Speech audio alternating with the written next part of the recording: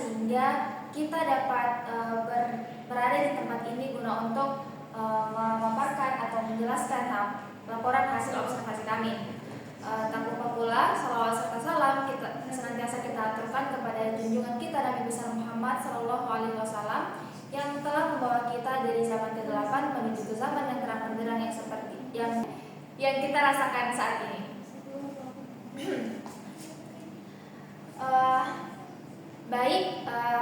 Sebelumnya perkenalkan, nama saya Arnida. Saya di sini tidak sendiri, saya bersama rekan saya yaitu Nadina.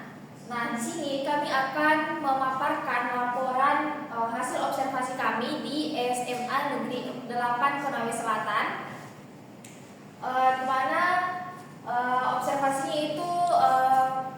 Di mana observasinya itu mengenai manajemen yang ada di sekolah SMA Negeri 8 Konawe Selatan. Baik, untuk mempersingkat waktu, langsung saja saya persilakan kepada rekan saya saudari Nadina untuk memaparkan materi pertama. Ya. Baik, perkenalkan nama saya Nadina. Di sini saya akan memaparkan hasil observasi kami di SMA Negeri 8 Konawe Selatan.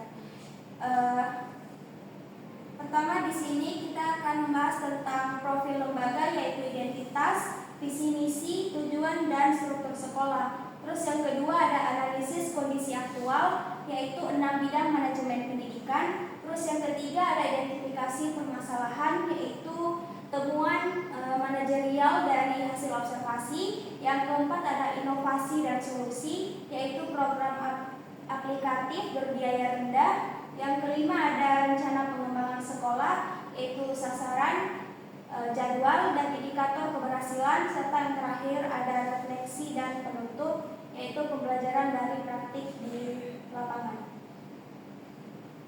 Identitasnya. Baik, yang pertama itu ada identitas sekolah. SMA Negeri 8 Konawe Selatan berdiri berdasarkan SK Pendirian nomor 22 tahun 2006 pada tanggal 2 Januari tahun 2006 di Kecamatan Konda, Kabupaten Konawe Selatan, sebagai upaya perluasan akses pendidikan menengah atas bagi masyarakat setempat. SMA Negeri 8 Konawe Selatan berdiri sejak tahun 2006, terakreditasi B dan status sekolahnya itu negeri.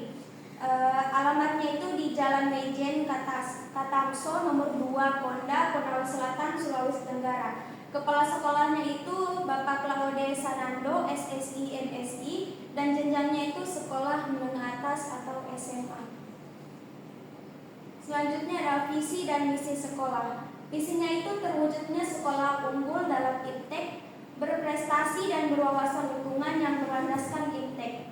Misinya itu, misi utamanya yang pertama, menumbuhkan sikap religius dalam pengamalan sehari-hari. Yang kedua, tata kelola administrasi dan pembelajaran berbasis digital. Yang ketiga, mengembangkan ekstrakurikuler berbasis minat dan bakat. Yang keempat, menguatkan profesionalisme guru dan tenaga kependidikan. Dan yang terakhir adalah melestarikan lingkungan hidup melalui taman wisata alam ini.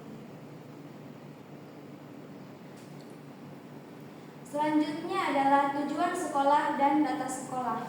Tujuannya itu yang pertama untuk pengembangan karakter spiritual dan akhlak mulia atau IMTEK. Yang kedua digitalisasi tata kelola dan pembelajaran modern atau IPTEK. Yang ketiga adalah optimalisasi potensi, bakat dan prestasi siswa. Yang keempat pelestarian dan estetika lingkungan hidup. Dan yang terakhir adalah peningkatan mutu SDM dan kemitraan strategis.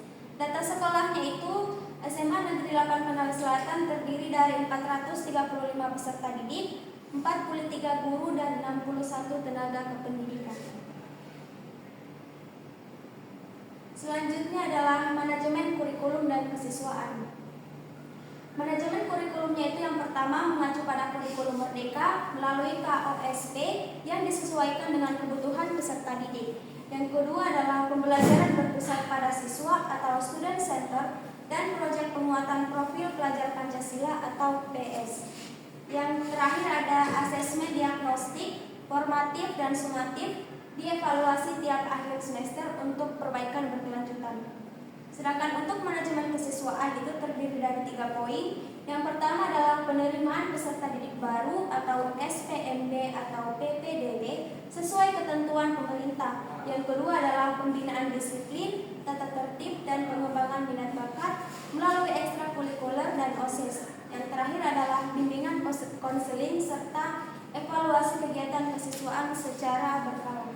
Saya kembalikan kepada moderator.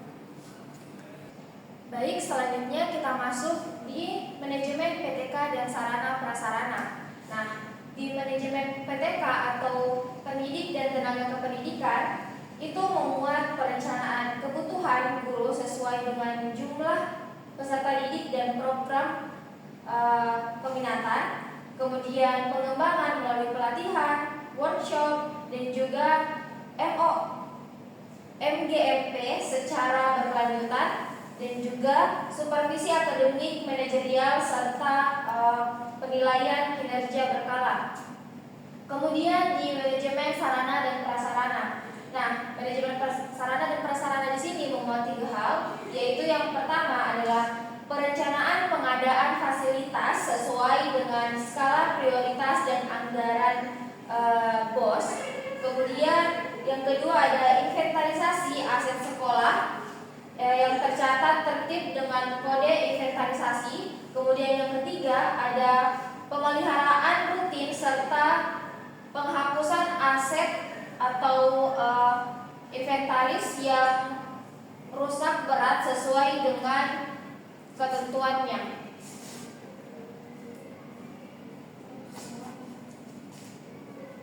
Nah, selanjutnya hubungan masyarakat dan manajemen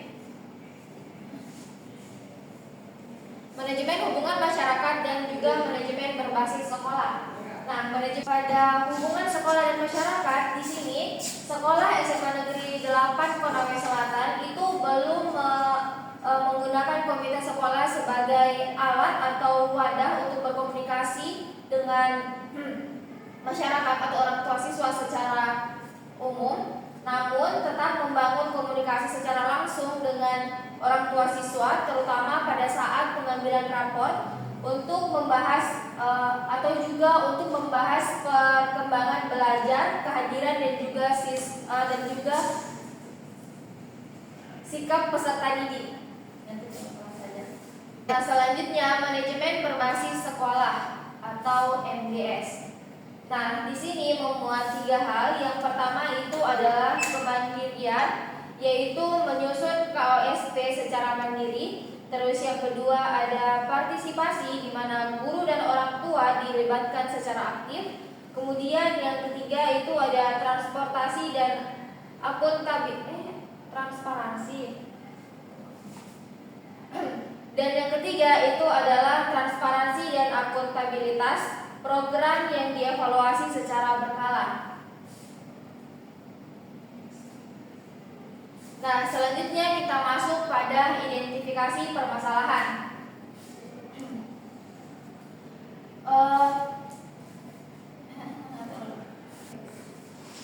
Nah, untuk identifikasi permasalahan di sini dari hasil observasi kami menemukan beberapa permasalahan, diantaranya itu keterbatasan sarana dan prasarana pembelajaran, yang kemudian disiplin kehadiran peserta didik yang masih perlu ditingkatkan, kemudian pengembangan kompetensi guru yang belum merata, dan juga administrasi sekolah yang masih perlu peningkatan. Selanjutnya kita masuk di inovasi dan juga solusi.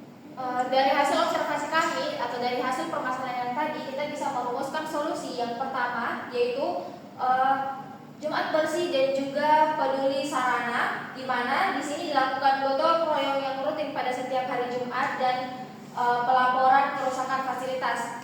Kemudian ada guru berbagi praktik baik, yaitu di mana forum internal berbagi metode dan media pembelajaran tiap bulan. Kemudian kita masuk pada rencana pengembangan sekolah atau RPS. Nah, rencana pengembangan sekolah atau RPS, di mana orang tua menyapa sekolah itu kehadiran orang tua pada saat pengambilan rapor itu mencapai kurang lebih 80%. Kemudian setiap hari Jumat itu dilakukan Jumat bersih dan juga peduli sarana, di mana di lingkungan sekolah yang bersih dan kerusakan fasilitas itu menjadi menurun. Kemudian 1 kali per bulan guru berbagi praktik baik, di mana seluruh guru itu mengikuti kegiatan berbagi praktik secara rutin. Selanjutnya yang terakhir refleksi dan penutup. Nah, jadi fungsi manajemen yaitu mulai dari perencanaan, pengorganisasian, pelaksanaan, dan juga pengawasan telah diterapkan dengan cukup baik di SMA Negeri 8 Konawe Selatan sebagai penguatan komunikasi dengan orang tua, terus pemerataan kompetensi guru, dan juga pemeliharaan sarana dan prasarana sebagai kunci keberlanjutan dari mutu pendidikan. Dari pengalaman observasi dan wawancara langsung yang kami lakukan mengenai penerapan teori manajemen pendidikan secara nyata di lapangan, kami dapat mengetahui bahwa ternyata setiap manajerial atau manajemen itu harus diolah oleh orang-orang yang memang mumpuni pada bidang tersebut. Sekian pemaparan hasil laporan dari observasi kami. Kurang dan lebihnya mohon dimaafkan, dan mohon maaf juga bila ada salah kata. Kami akhiri dengan ucapan wassalamualaikum warahmatullahi wabarakatuh.